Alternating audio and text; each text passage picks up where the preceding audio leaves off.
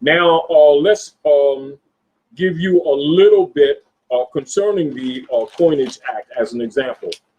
Now, the Coinage Act, Section 19 as an example, for the United States operation, the Coinage Act, because remember they did the first mint here in Philadelphia, at Philadelphia, which also near the street Shakamoxon.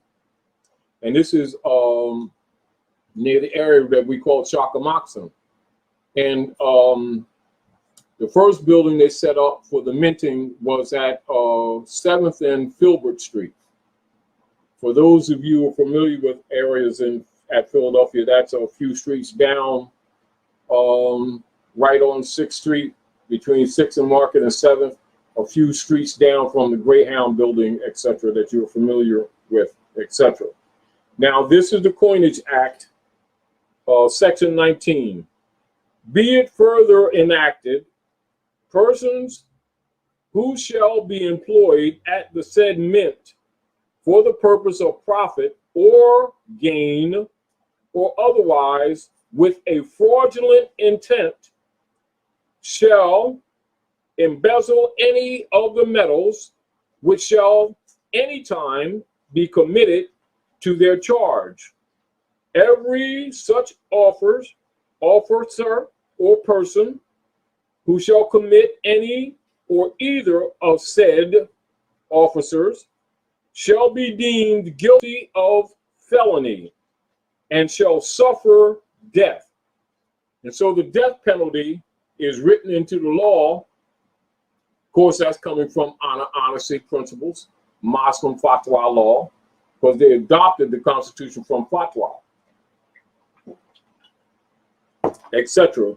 And so the death penalty. Now, most of you are familiar with what you know today as the IRS.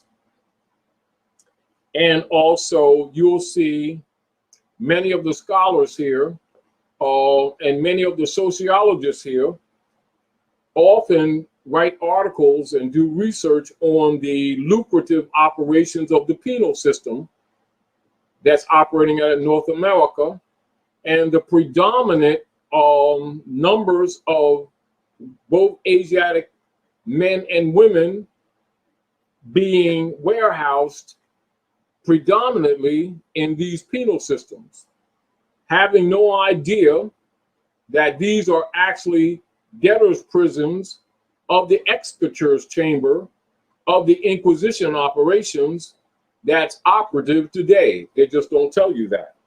So let's talk about executor. Now, you know when you all think you're getting paid and the members of the Roman Curia issue you what they call a check, C-H-E-C-K, and you think you've been paid, and then you go trade that check as a stock option for private commercial paper that are Federal Reserve notes that belong to members of the Roman Curia, to the board of directors of the Federal Reserve, who answer to the board of directors known as Congress and senators, who answer to the members of the bar or barristers accredited registry known as the Bar Association, who answers to the Queen of England, who answers to the bishopric of the popes of Rome, maintaining Spanish Inquisition operations against the Moors to steal our gold and silver, which was the mission of their colonial operations in the first place. So now we're talking still. What, where, when, why, and how? Money. So these people get a check from the exchequer's office. So let's talk about the exchequer. So the exchequer, now go into your law book for you all. The exchequer, you're going to find the exchequer. Write this down. So before I forget. Exchequer, that's E-X-C-H-E-Q-U-E-R.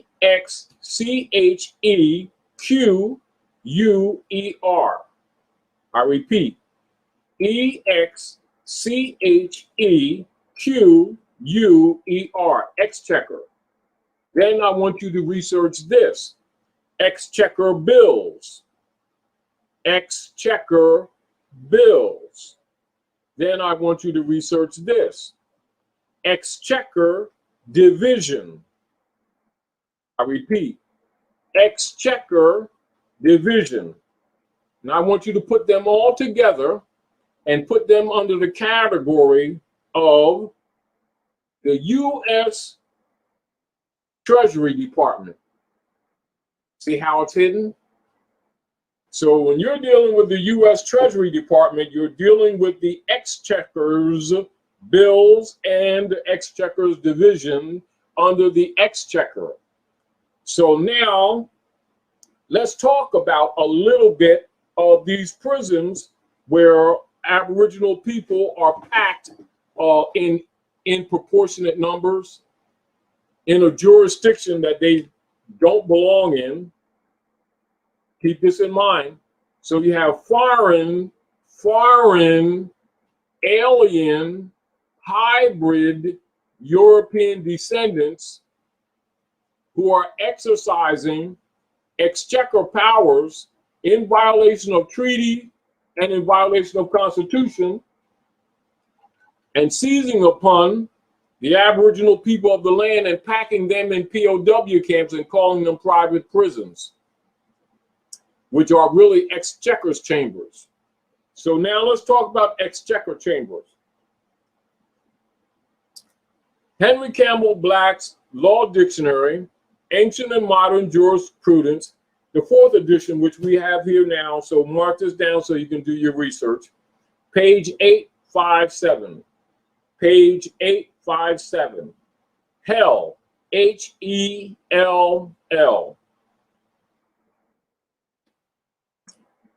Hell is the name formally given to a place under the exchequer chamber, quote unquote, where the king's debtors were confined. The Hell Chamber's contemporary and descendant agency operations, now known from the descendant agency operations, which is now known as the massive U.S. penal system, and the IRS, tithe tax, commercial mercenary forces. That's what's operating. And so when you're looking at the penal system and the judiciary controlled by the Bar Association, etc., in violation of the nobility clause of that Constitution, keep this in mind.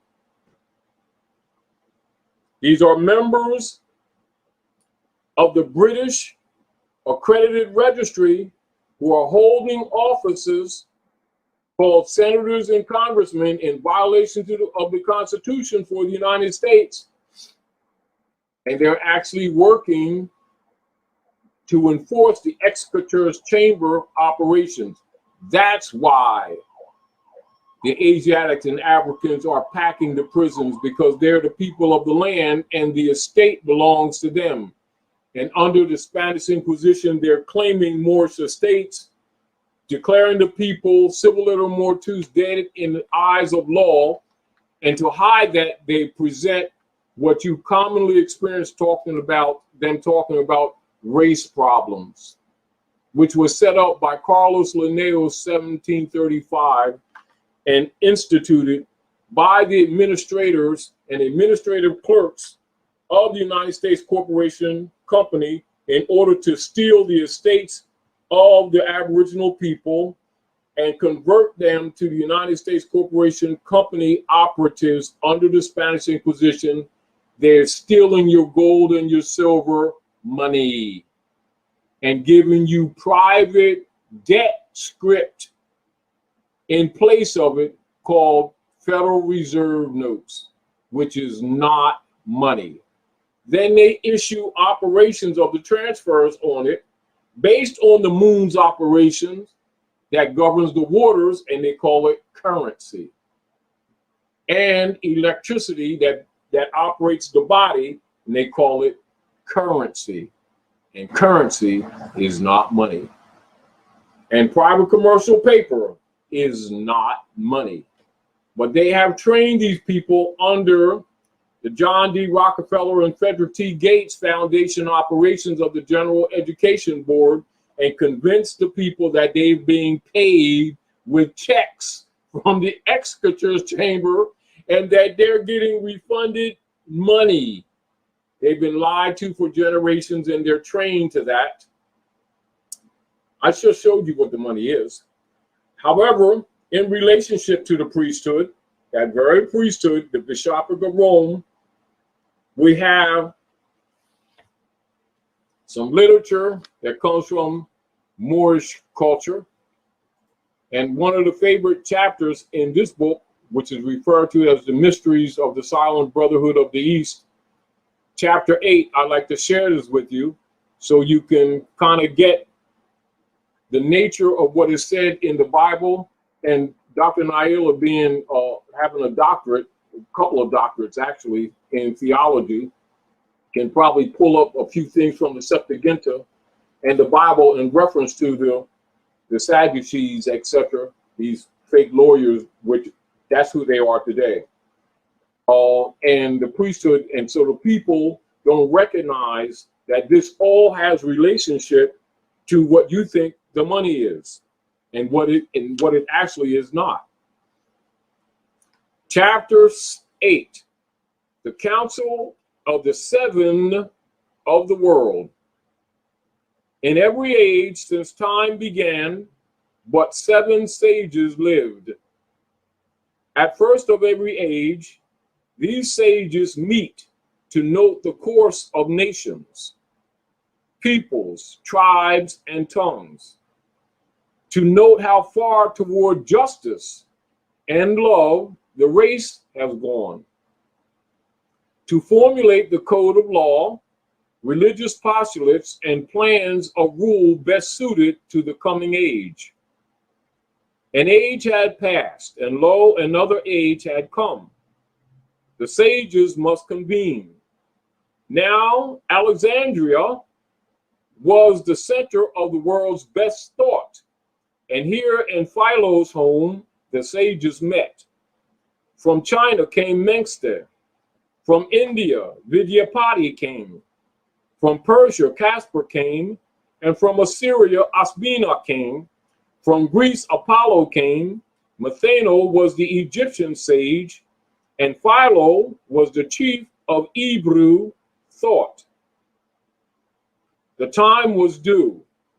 The council met and sat in silence 7 days.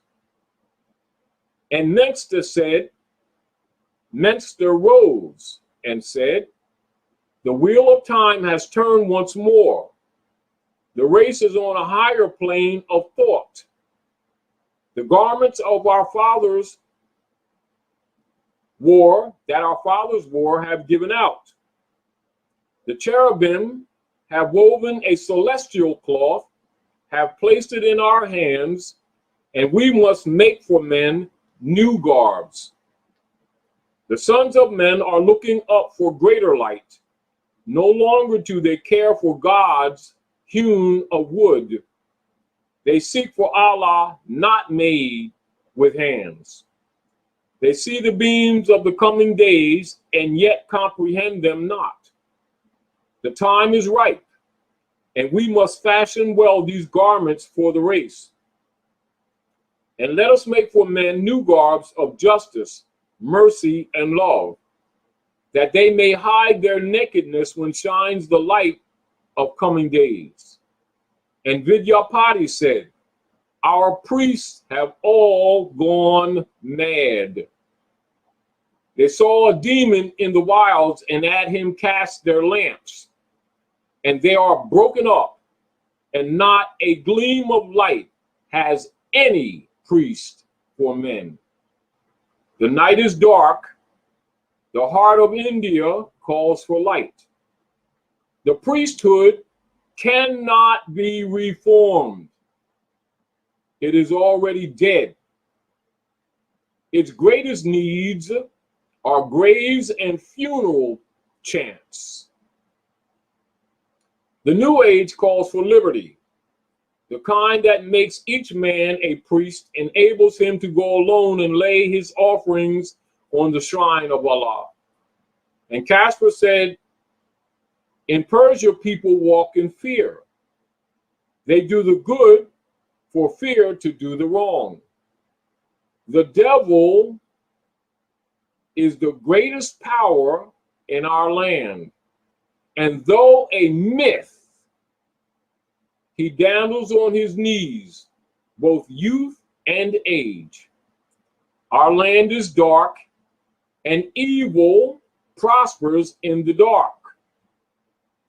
Fear rides on every passing breeze and lurks in every form of life. The fear of evil is a myth, is an illusion and a snare, but it will live until some mighty power shall come to raise the ethers to the plane of light. When this shall come to pass, the Magian land will glory in the light. The soul of Persia calls for light. Contemplate that, because that is absolutely relative to the priesthood and the bishopric exercising plenary powers on the land to this very day, under a color of law, pretending to be government and pretending to be men of high spiritual learning, when actually they are cannibals, pedophiles, criminals, thieves, courtesans, and all of the rest. And they come as angels of the light, but they're angels of the dark. And they have given fiat to the people in place of their stolen gold, the people's stolen gold and silver and copper, i.e. the money. And they have trained the people under John D. Rockefeller and Frederick T. Gates' operations of the Spanish Inquisition, trained them to think they were getting paid and that they were paying, quote unquote, bills. Remember, do the research on executors bills and the Treasury Department, executors division, Treasury Department, Exeter, Treasury Department. And then look again at the operations of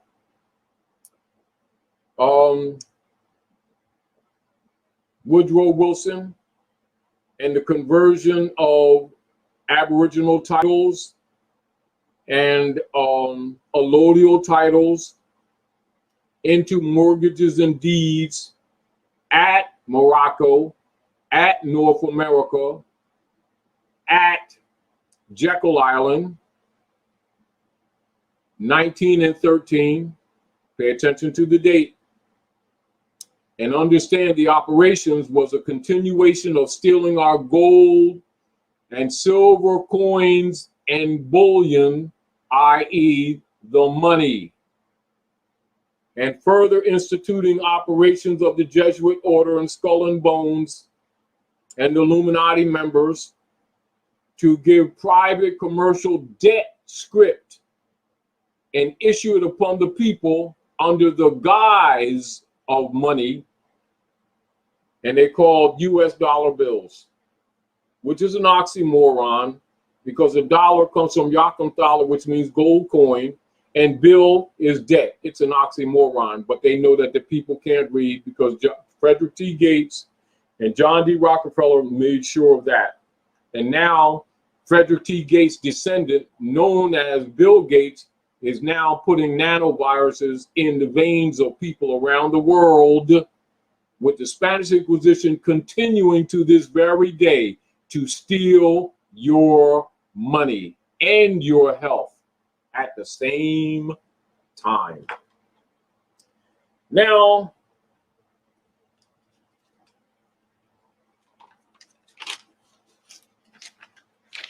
I want you to pay attention to the Coinage Act. Remember what I told you.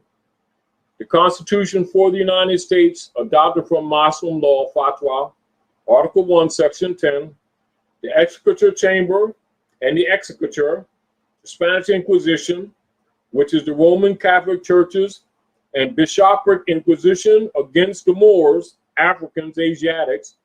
And this operation is usually presented in Western-controlled history books as the Christian wars against the Muslims. That's how they list it, but that's actually what's going on. They've been stealing your gold and silver, which is the money then, and they continue to this very day, which is the money now that's taken from you, and you've been given debt script. And to transfer, to continue the misrepresentation, they will refer to the artificial constructed debt of the Spanish Inquisition as, quote unquote, the national debt, which does not exist. They're converting their theft operations as debt onto the people. And this is why that they're using every excuse they can to pack their private commercial mercenary POW camps called U.S. prison judicial system, run by the members of the Circle Church and Chancery from Fleet Street, England, to continue the Spanish Inquisition of stealing the gold and silver of the Moors and then imprisoning the people, infecting them with viruses from tuberculosis to syphilis to AIDS to corona to Ebola and a whole bunch of other mutated viruses that they mutated at Fort Detrick, Maryland, and also in Georgia, because that's where they did the first game with the Chancery members of Jekyll Island, called the Center of Disease Control. Yes, well, it's war control. There any questions? Let me say,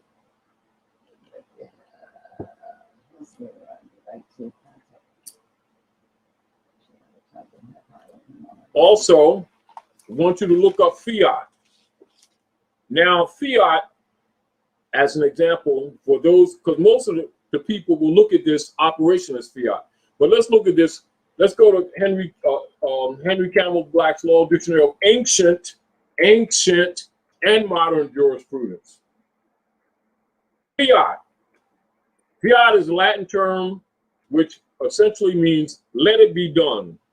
Now, the English practice in short order is a warrant of a judge or a magistrate directing some act to be done. An authority issuing from some competent source for the doing of some legal act. Keep in mind, a legal act is not necessarily a lawful act. So fiat is one of also the proceedings in English bankruptcy practices, being a power signed by the Lord Chancellor addressed to the court of bankruptcy, authorizing the petitioning creditor to prosecute his campaign or complaint before it, etc. And joint fiat in English law is fiat in bankruptcy, issued against two or more trading partners. So as you can see, the fiat operations under the Spanish Inquisition that lives to this day, and the operations of their fiat has essentially imploded upon itself, and now the nations of the earth, circumstantially by force and by wars, have had, I think, in the area of at least 50 to 55% of all of their economic holdings of their treasuries in what is known as U.S. Treasury bonds, i.e., that has been their reserve currency, which is not money, and now find themselves stripped and broke. And so the world's credit systems and trade windows have frozen up. That's what's going on now. And you thought you had money? Well, you didn't and you don't. Get over it. Now, what you going to do about it? Now, are you going to help civilization get back in order, or are you going to keep playing this game?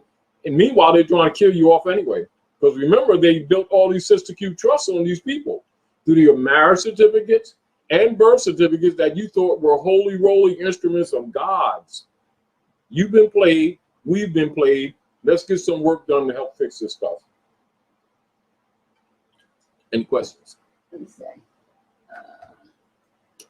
Look at.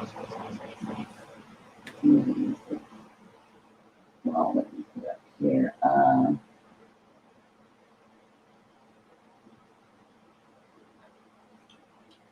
And at the root of this conversation, you can see where we talked about before, decolonization. You don't think about decolonization, you're not trying to fix anything. And if you get caught up in that stupid and foul and distorted race argument, you're being played again.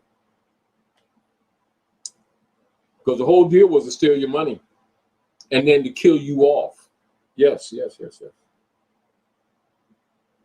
I just, we were talking about this earlier today, and with regard to all of the major so-called corporations that people think are independent corporations that exist that are shutting down. Now, the COVID, the virus, is being blamed for many companies going under, but it's the truth be told, many of these companies were going under anyway because of the trade windows and frozen up, and they weren't able to re-up. Right. Now let's look at this. Look how it operates here in North America.